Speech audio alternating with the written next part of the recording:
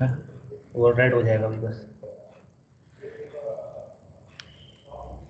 हो गया डिसमिस कर देते हैं So in the yesterday before we start the class, just I want to know that I want to tell you that next week I will take on Tuesday itself, because on from Wednesday I will be out of station for 3 days. So next week we will have the class which the Tuesday's class, which we were thinking of shifting it to some other on Wednesday 12 to 1. But next week, that means after on 2nd, I will be taking on Tuesday itself. Okay.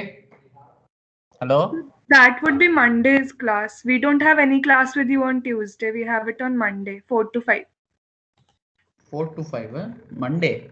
Yes, sir. Alright. But yesterday we were thinking of shifting Tuesday's class, no? No, sir. It was Monday only. We don't have any class on Tuesday. Checked later. Am I confused? A little. Let me see. So we don't have any class, systems class on Tuesday. No, sir. So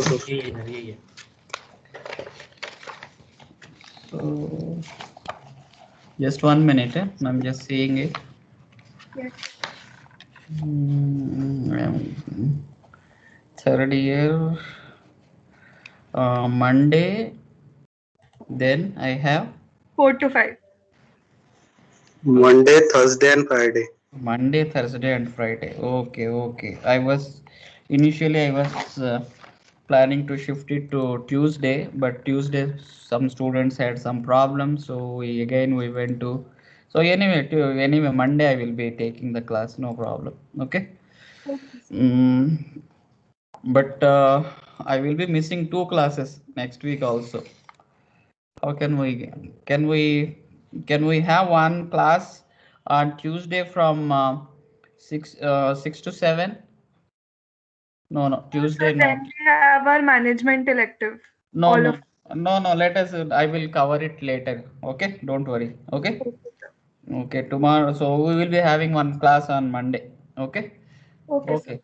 So please tell me whether Mondays can be shifted to Wednesday after next week. Okay. Okay, sir. That means from 8th, if it is possible. Okay. Otherwise we will stick to whatever we have. Okay. Okay, sir. Okay. So now let us start our discussion. So yesterday in the class we were talking about the discrete and continuous models, continuous systems, sorry. So discrete systems are those in which you have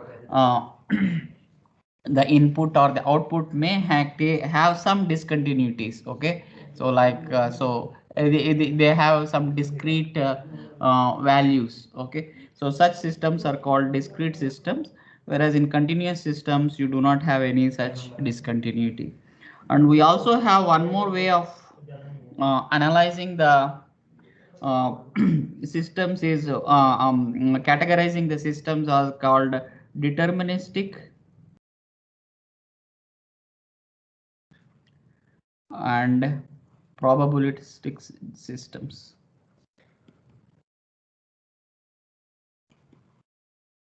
Okay. So basically in the deterministic system, so we know that a system is basically connects a certain input to a certain output. Okay. So if in deterministic systems, okay, for a given input, okay, there will be a predefined certain output. There is no ambiguity in not ambiguity. There is no probability associated with the output. Okay. Such systems are called deterministic systems. Okay. And in some cases where your system is itself is probabilistic in nature. Okay. So then the output may also have some probability. That means you cannot say that this will be the output. We can always tell that this will be the output with this much probability.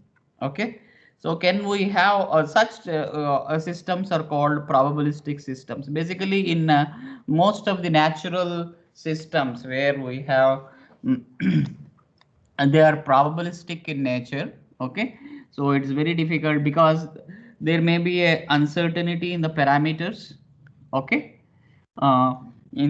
during because of this uncertainty in the system parameters. Okay, so you will have a some probability associated with the output. An example can be, let us say I have a beam, a simply supported beam. Now I have a class now. You I just have to let you know कि वो courses है कि और फिर कैसे आपको बताऊं कि कौन सा कोर्स लेना कौन सा नहीं. अब आप 6 बजे आ जाओ भाई. You come at 6 o'clock. Okay. So you'll be here? If I say I will be here. Okay. If I ask you to come at 6, that means I will be here. Okay. Please don't be. Okay. If I say that you come at 6, I cannot go out. I have a class from 5 to 6. I have asked you to come at 6. Okay. There is no debate on this. That's what asking. Okay.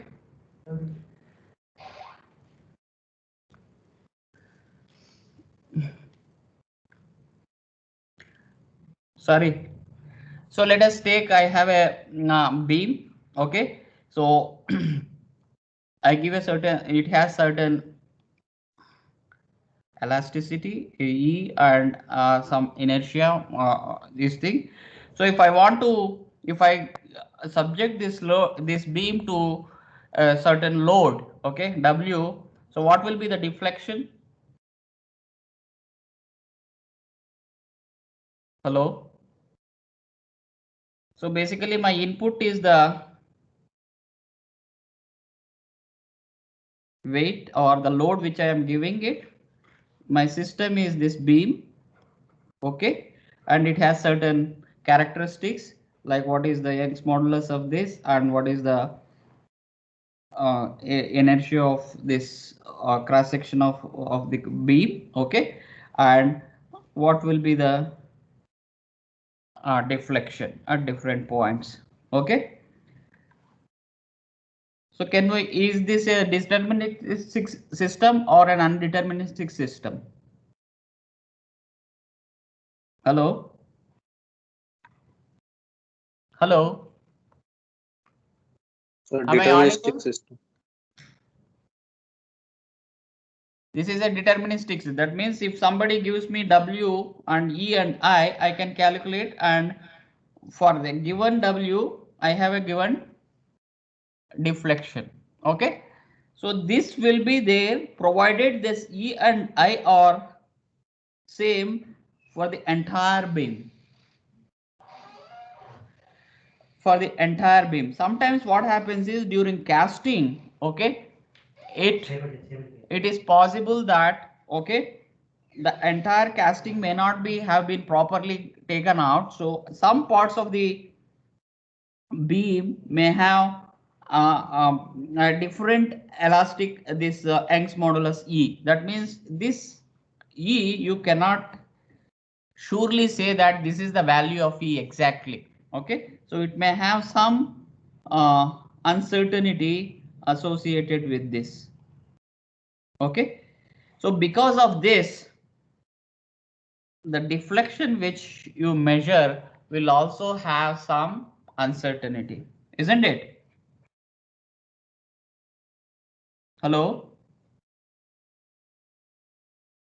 We cannot say that this much is exactly the deflection. Okay, so that means this, now this delta, okay, will depend upon how the uncertainty in delta will depend upon the uncertainty in E, isn't it? Okay, so if I want to do some analysis, so for a given W, okay, if there is certain uncertainty in the elastic modulus of the beam, okay, what will be the uncertainty that will be induced in the deflections which we carry out? So this is a typical example of a probability system. We cannot say that this much is the deflection exactly deterministically. So you can say that this has this much of probability. Okay, so such systems are called the probabilistic systems. Okay.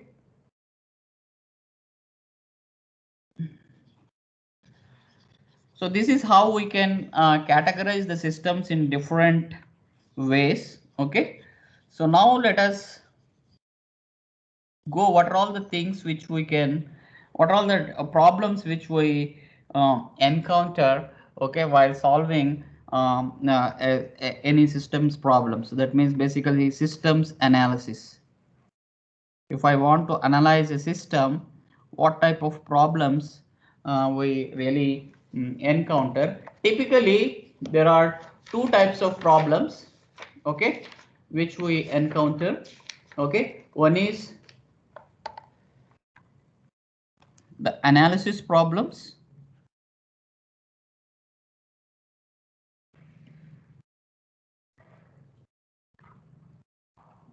The second, they're also called direct problem or predictive problems. The other one is parameter estimation problems or the identification problems.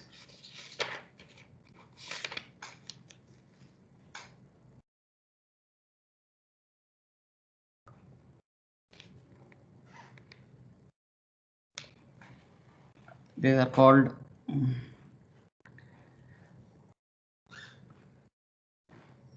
identification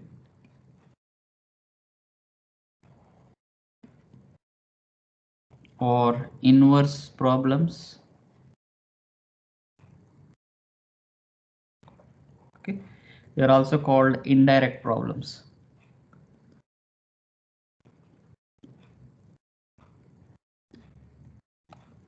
Okay, so between these two, analysis problems are the very straightforward. That's why they are called direct problem also. Basically, in these analysis problems, what we get is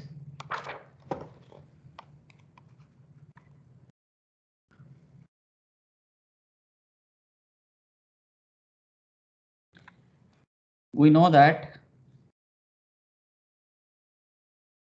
you have an input I, okay, and you have the system.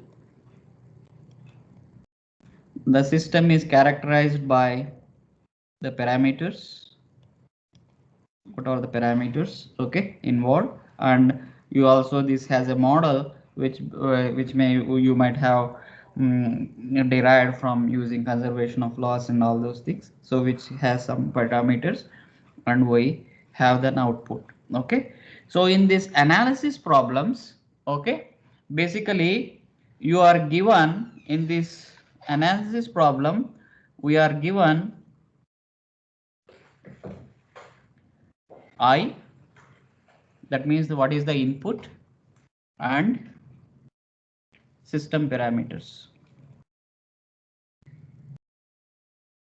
These are given to us. Our objective will be is to get to predict the output.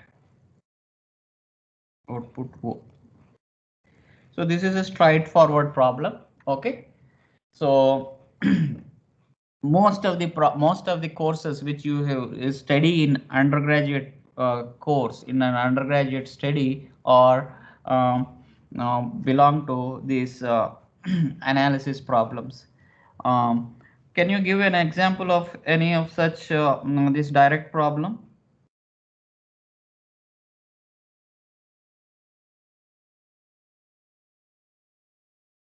Hello?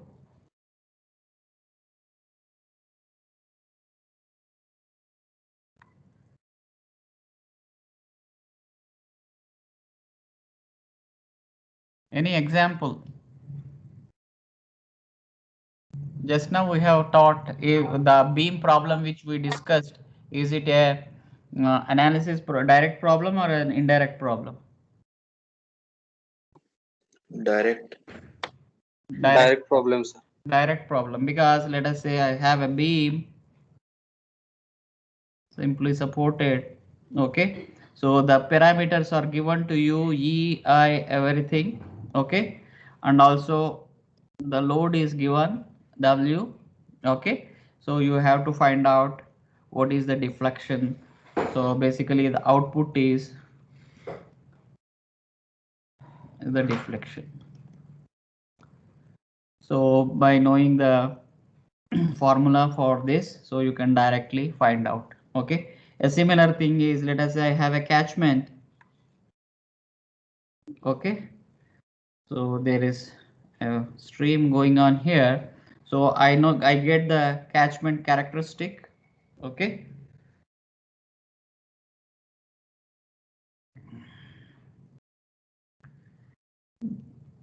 that means what is the type of catchment here. Okay, so and I also, if somebody gives me the precipitation, okay, or the rainfall R, okay, which is the input, can I get the runoff S?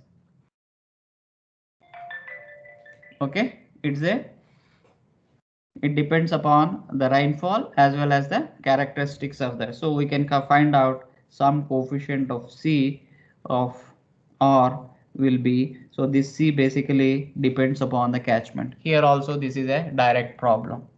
Okay, another way of example is, let us say I have a basin where I have lot many pumping wells, and I am pumping water from these wells. Okay, so I want to know what is the drawdowns taking place because of this pumping. Okay, basically what we do is the aquifer characteristics is given to you, and also we develop a model for computing the drawdowns. Okay, for a given dish, for a given pumpage. Okay, so now by plugging in the values of pumping, so we can get how much will be the drawdown. Okay, so this is also a direct problem. Okay, this is a straightforward problem. Basically in direct problems, you are given this, the input is given to you, and the system parameters and the system characteristics is given to you, so you are expected to get uh, uh, what will be the output from the system. Okay, so this is the direct problem. Okay, in a, in contrast to this direct problem, so most of the analysis problems like structural analysis, which you would have done, what you would have done in structural analysis? Hello, the structural analysis course, you would have given the characteristics of these beam elements or whatever it is, then you are given the forces acting on this, so and you are expected to find out what is the bending moments, what are the shear forces. So they are straightforward because you know how to do it. Okay, but in contrast to this, we also have the inverse problems. They are much more tough to solve. Let us say take the same simple this beam problem. Okay, where we have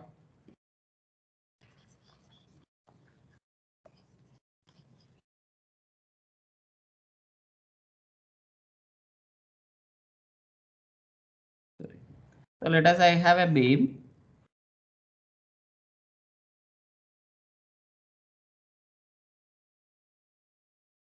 Okay, so let us say the geometry of the beam is given to you. Geometry is given. Okay, and let us say it is subjected to a load W. Okay, and let us say we measure the deflections at different points.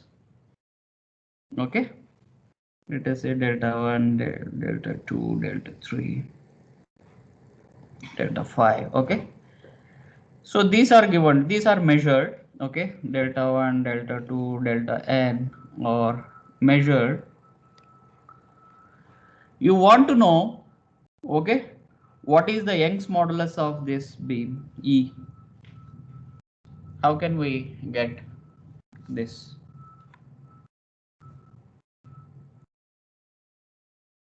Hello? Can we get it directly?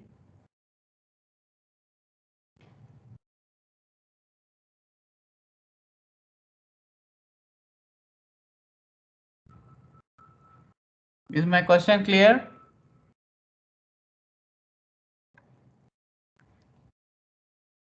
There's no response from anybody.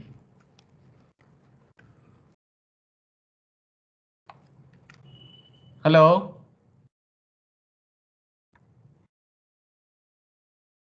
Is my question clear?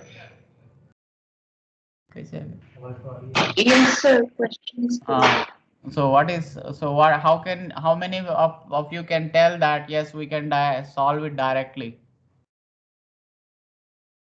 My objective is, I am given what is omega, sorry, W, the load is given to you, okay, the geometry is given, means what is the cross section of the beam, okay, and reinforcement, whatever it is, okay. I am not that familiar with all this, and also we are given the deflections at different points along the beam, okay. My question is, what is my E? How can I get it?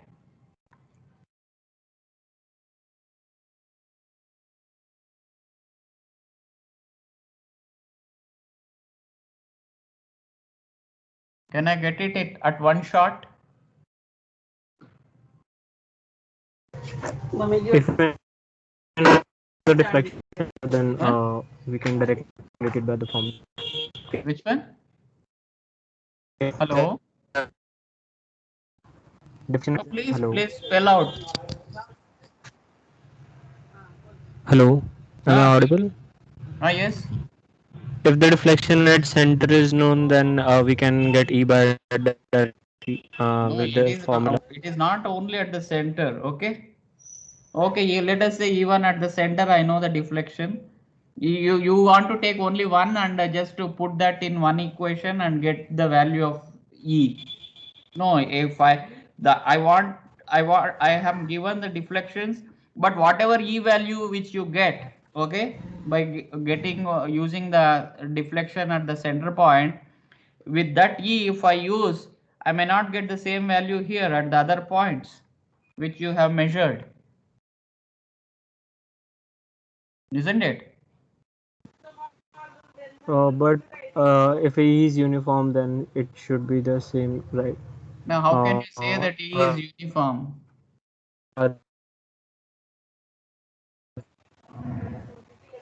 So that is also not given. Okay. I was assuming. Okay.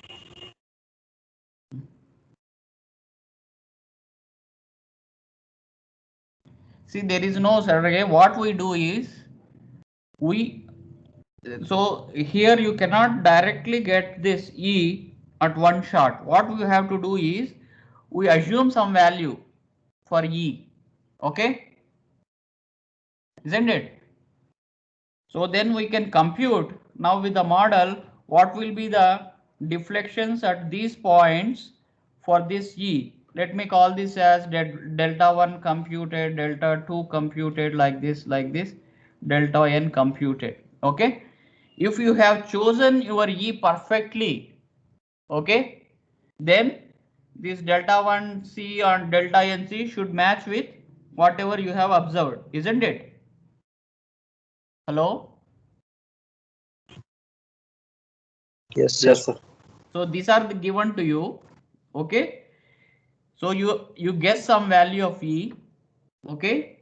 For that E, you can use the formula to get what are the deflections at these points. I'm calling that as delta 1 C, delta 2 C, delta n C, okay. If you had guessed it very correctly, okay, these delta 1c will be equal to delta 1, delta 2c will be equal to delta 2. Let me put it as O, which is the observed values. Okay, delta 3c is equals to delta 3O. Okay, and delta nc is equals to delta no.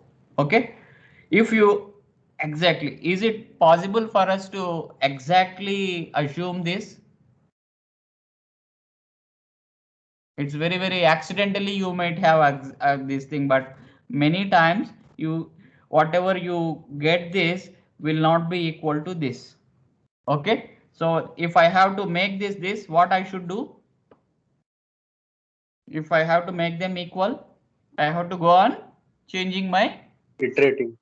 So there should be some iteration. That means I will assume one more E and again compute this and I check. Okay. Usually because of the experimental errors and all, so it is very difficult for us to match this. So what we do is we try to minimize the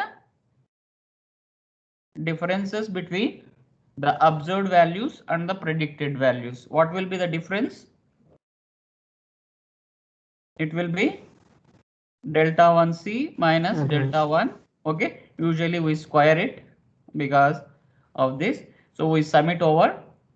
I is equals to 1 to n delta 1 delta I c to delta I O square. Okay, now this is basically I try to minimize this.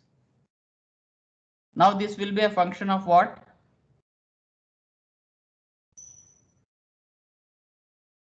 Hello? E. This will be a function of E, isn't it? So this Yes, is sir. a function of E, which is I is equals to 1 to n delta IC. Basically delta IC is a function of E minus delta IO, which are the observed values, okay, which are constants. Okay, so now because this is a function of E, so your function, so how do I minimize this? Differentiating. So I have to differentiate this df by de. Okay, make it to 0 and get the E value.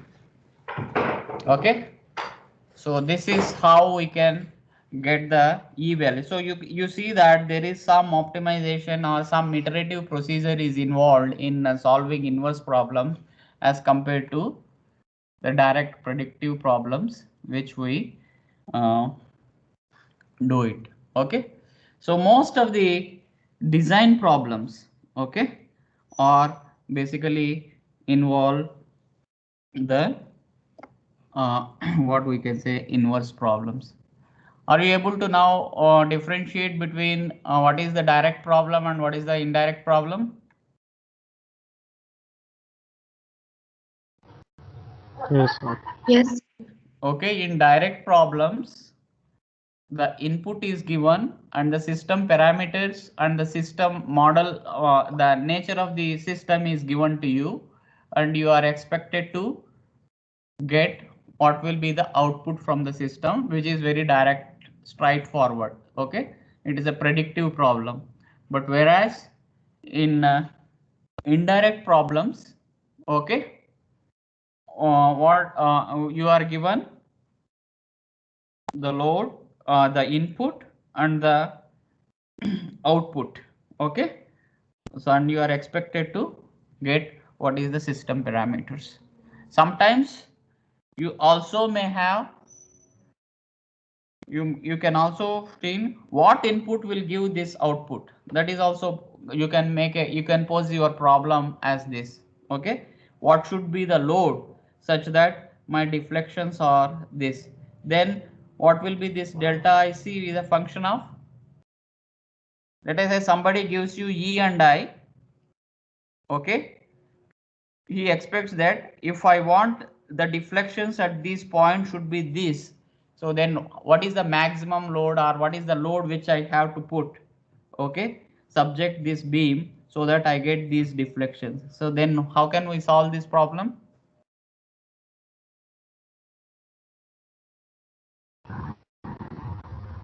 delta I will be a function of delta C will be a function Delta of IC will be a function of now W. W. Okay, so this will be f of W and df by dw. If you do it, make it to 0 and get what is the W which gives this.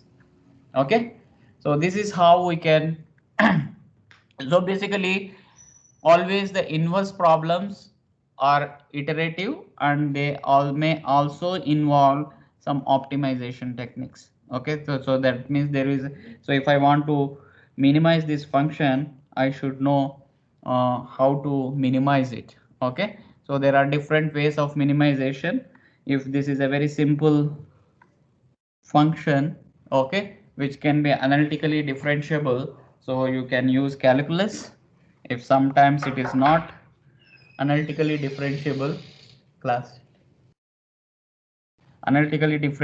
then we have to go for numerical methods. Okay, so which we will be dealing in a later. Okay, is this clear now? Yes, sir. Okay, so before we go to the optimization, okay, so I want to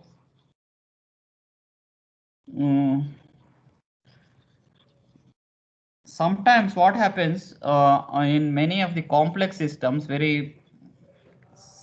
it's very difficult to get optimize these systems. Okay, let us say I have a system.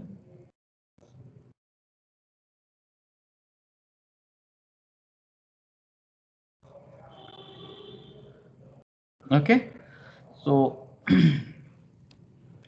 there are two ways we can analyze systems or the inverse problems, which we can deal with inverse problems by two ways. One is the optimization.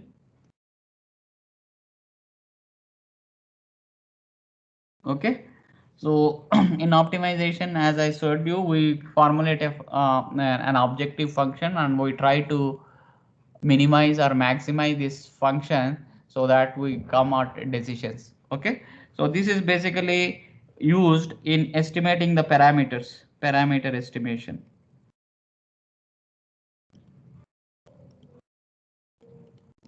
Sometimes what happens is, if the system is very complex, okay, getting an doing optimization becomes very difficult, and you may end up with local minimas, okay, or local maximas, and sometimes it may not be altogether not possible to optimize at all. Okay, in such situations, okay, we go for what we call it as simulation.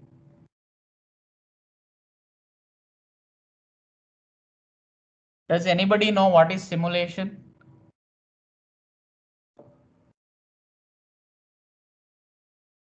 Hello? Sir, it is a set of one number of input and output for. What is set of for and no. What is simulation? We are doing simulations. You might be talking so many times, people. Numerical simulations, experimental simulations. What is the anybody? It's an idea. It is a set of input and output. For given input, this is the input. Basically, what we are doing, see, simulation is very an important technique. Okay, for analysis of for understanding the response of complex systems. Okay, what we do is, okay, so we can run this the input output response function, okay, for different sets of inputs. That means, let us say if I increase my input by this time, what will happen to the output, if you want to see. Okay, basically for making the keeping the parameters of the system same. Okay, that means what is the how much the variation in the input will affect the variation in output. If you want to do that, okay, what you can do is you can change your input a little bit of this thing and run the model, okay, and get the output. This is one way of doing it. Otherwise, if you want to know the effect of each of the individual parameter on the system response, let us say like in the beam problem, what will happen if I increase my E? That means if I use a different type of concrete, okay, so what will happen? Okay, so in that time what we can change your E, okay, for the given input variation of E1, how much will be affecting the variation in the output, the deflections. Okay, so this is one way. That means what is the effect of the variation of uh, parameters of the systems on the system response. If you want to do that, so simulation is a very okay. But if you want to come for some optimized values, you have no other go, but you have to go for optimization techniques. Okay, parameter estimation and the optimization. Okay, but in many of the real world problems, it is very difficult to get the global optimum. Okay, so sometimes, and it's also sometimes it may not be possible to do optimization at all. In such situations, these simulations are very important tools, and basically they, by changing your input and the parameters, so you will be coming almost at near optimal solutions. We can never say that they are optimal solutions, but we can come out with near optimal solutions for a desired output or what desired objective. Okay, so basically the optimization, but in this course I will be dealing mostly with optimization problems.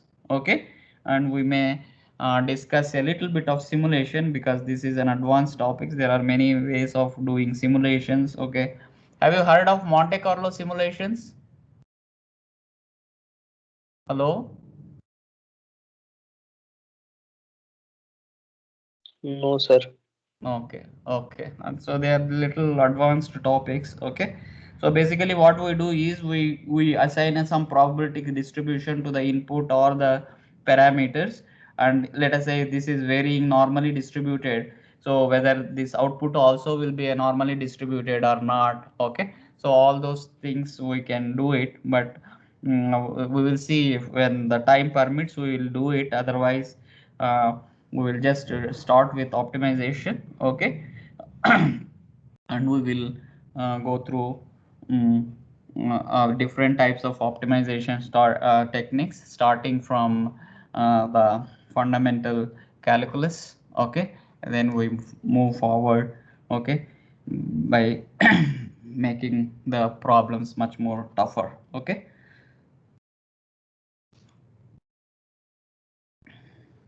so now let us I will start with optimization. So basically optimization involves, okay, what are all the things which involves an optimize. If I want to optimize, what are the basic components of an optimization problem?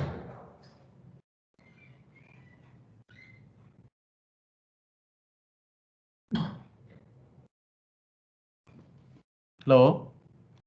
Sir, we need a function that relates between input and output. Okay, so basically we have an objective function, okay, an objective function which needs to be optimized. Either it may be minimization or maximization. Okay, by doing this, what do we get?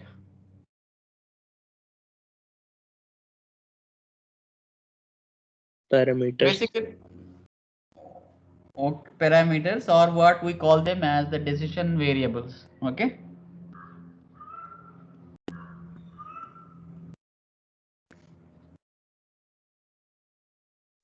For example, let us say I have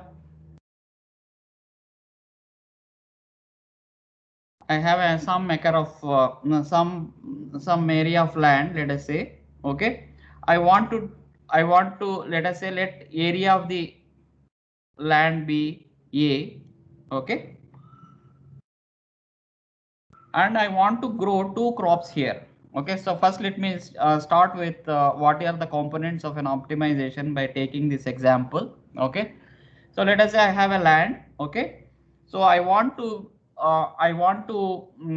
grow 2 crops in this land. Okay, so let us say crop 1 and crop 2. Okay, so for if I sell the whatever is the crop yield which comes from the crop 1. Okay, so let us say that I get a profit of x1. Okay, and there is a cost involved while for growing this. Let y1 be the cost for growing the crop. Okay, and y1 x1 be the the value, the money which I get by selling this yield from this crop x1. Okay, how much is the profit? x1 minus y1. Okay, similarly the crop 2, let x2 and y2 be the x2 be the money which we get from the selling the crop, and y2 is the expenditure for growing this crop. Okay, so the profit is x2 minus y2. Okay, and let area of this crop be the area in which the crop 1 is grown as a1 and the crop 2 the area in which the crop 2 is grown is a2. Okay, so I want to come out with the best possible values of a1 a2 such that my profit is maximized. Okay, this is my question, this is our problem. Okay, so here what are the variables, what are the decision variables on which I have to take the decision? A1 and A2. A1 and A2. Do you agree? That means I should know what is the best possible values of A1 and A2. Okay, so these are, what are these? What can we call it? It is Decision parameter. It is a decision variable, isn't it? That means we have to take decisions on this. How much should be A1 and how much should be A2. Okay. So what is the objective function?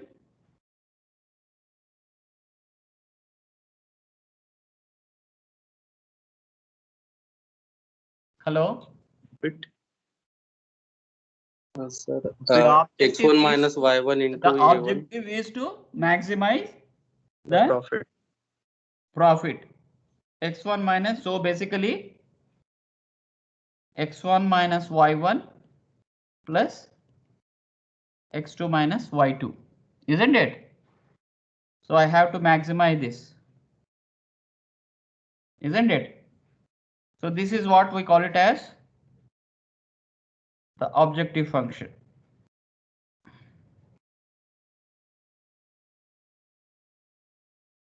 Is there any constraints on this? On this problem? A1 and A2 less than A. Okay, exactly. A1 should be less 0 than to A. A1 should be less than A and A2 should be less than A, and what else? And A1 plus 0. A2 less than A. A1 plus A2 is less than A. A1 plus A2 should be equal to Equal to A. A. This is what we call it as their what? Constraints. Their constraints.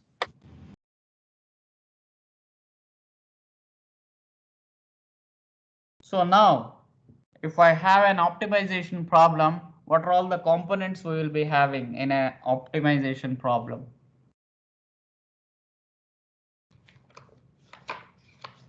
We have a set of decision variables, isn't it? On which we have to take decisions. Okay. And also we have an objective function. That means we are doing some measure of the performance of the system. Okay. By way of some function. Okay. So that is what we call it as the objective function. And also we have a set of, what else we have in addition to these two? The constraints. So basically these three are the components of any optimization module. Okay. So we generally we can write like this. Okay. An optimization problem can be posed as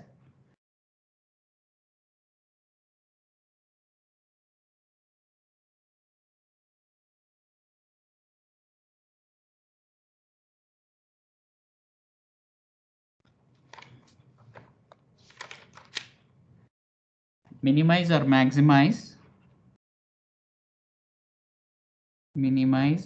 maximize f of x. Okay.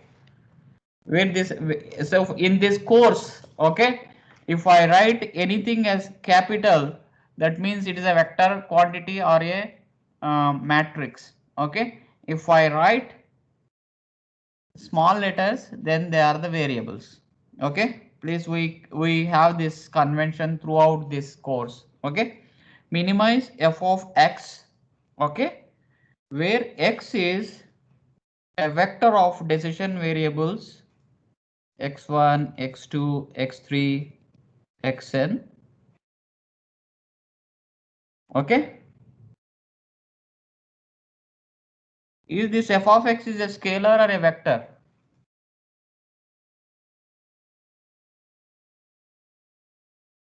Hello? How many of you have done any course on, did anybody do a course on linear algebra? Hello?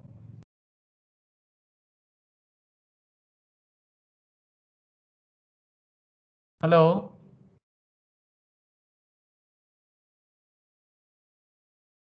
I think this Yes, third year sir. batch, I felt when I taught you the channel hydraulics, you were very interactive, but on the online mode, I think you're all very silent. What happened? Not much interaction. Hello?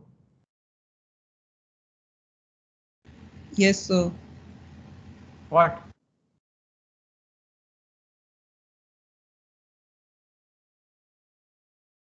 Hello? My question is, this f of x, which I have written, is a scalar or is it a vector? So scalar. It's a scalar. Like let us say I have a f of x is equals to, let us say I have a this x is, let us say, composed of x1, x2, x3. There are three variables. Okay, decision variables. I write f of x is equals to 3x1 plus 4x2 plus 5x3. This is capital F of x. Okay, or we can write it as f of x1, x2, x3. Is it this f of x is a scalar or a vector? Scalar. It's a scalar. Basically, this f of x is a function which maps this vector x to a scalar f of x. Okay, this is basically or n-dimensional space to single dimension space. Okay, if you have done linear algebra, you would have come these notations, but anyway, now we cannot go in detail of this. Okay, so let us start with this. So basically we have a function f of x. Okay, you have to minimize or maximize where this x is, sorry, where this x is a vector of decision variables x1, x2, x3. So the decision variables are x1, x2, x3, xn. These are the decision variables.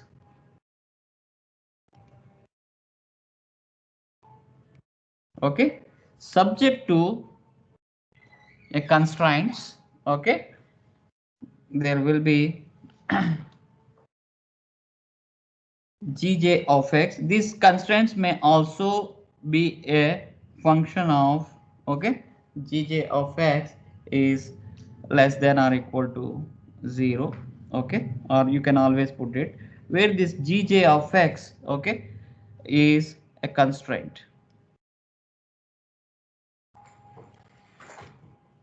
Constraints. Okay, so this is also a function of the decision variables x. Okay, an example we can write minimize, okay, x3, if I take x1 plus what, x1 plus 2 x2 plus 3 x3, okay, subject to the conditions that, okay, x1 minus x2 should be less than 0, okay, x3 plus x4 should be less than 5, okay, like this you have so many constraints. Okay, so when I optimize this, so what are the optimal values which we will be getting? We will be optimizing what? We will be optimizing the objective function. That means I will be minimizing this. Okay, so we have to find out what values of x1, x2 and x3 will minimize this function x1 plus 2 x2 plus 3 x3. So basically I have to arrive at what is x1 star, what is x2 star and what is x3 star. This star indicates the optimum values of decision variables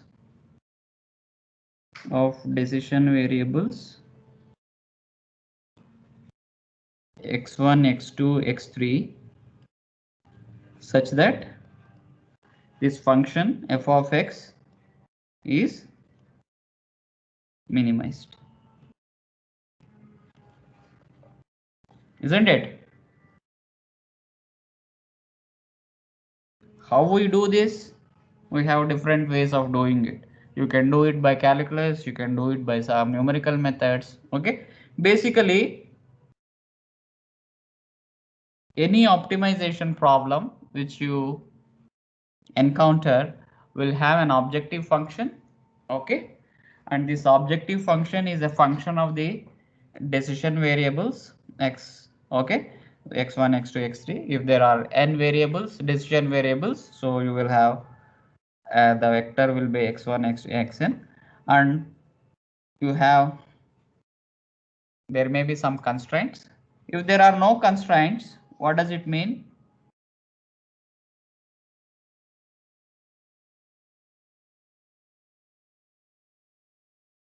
Hello?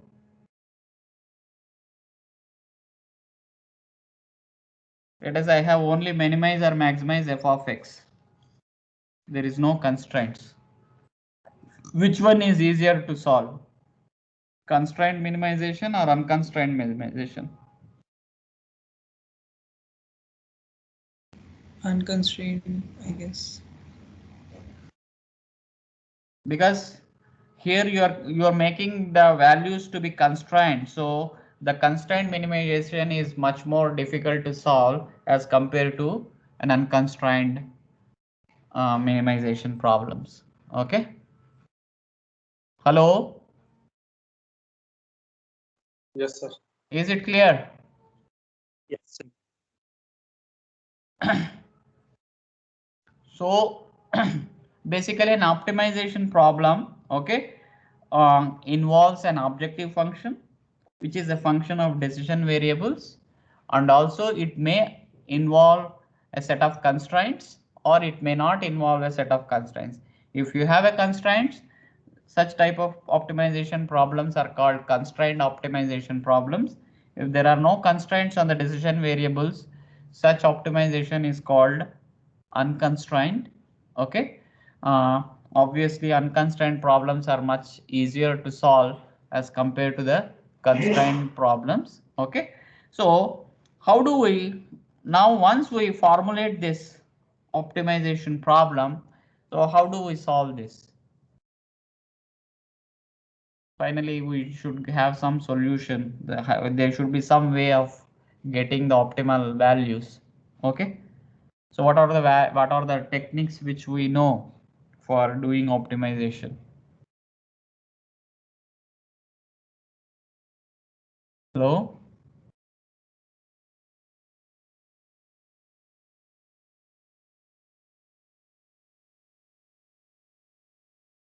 So we can start with calculus.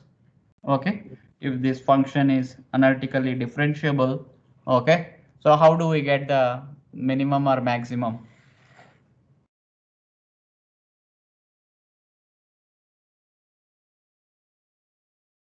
Using calculus.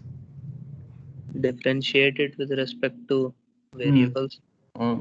Differentiate with respect to the decision variables, equate it to 0. Okay, get those values.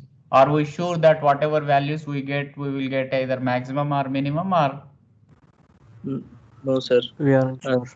I have So to that check is the only necessary condition. Okay, then we go for the Double second derivative. Okay, Yes, sir. so then we see. Okay, so all these things basically we use calculus. So in the next class we start with basic calculus, how we do the optimization using calculus. Okay, constrained, unconstrained, we start with unconstrained. Okay, with single, if the decision variable is only one, you would have done. Okay, if there are more than one, so how do we go about it? So all those things we will be discussing in the next class. Okay, so here we will stop it. I think this time somehow the class looks very subdued. What happened? Not much of interaction as before.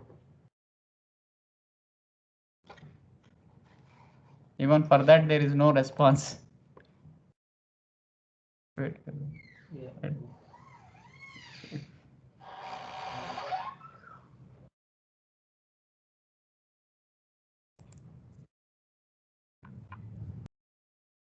Hello? I think nobody is responding. क्या हो गया? Hello? क्या है? Wait करो यार. चल रहा है. Yes, yes, sir. Okay, anyway, we'll stop here. I think people are not responding. Okay. Only 36 students have attended this today out of 71.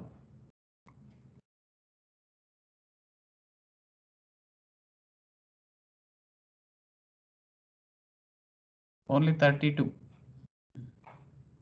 Okay, stop here. Bye. Recording.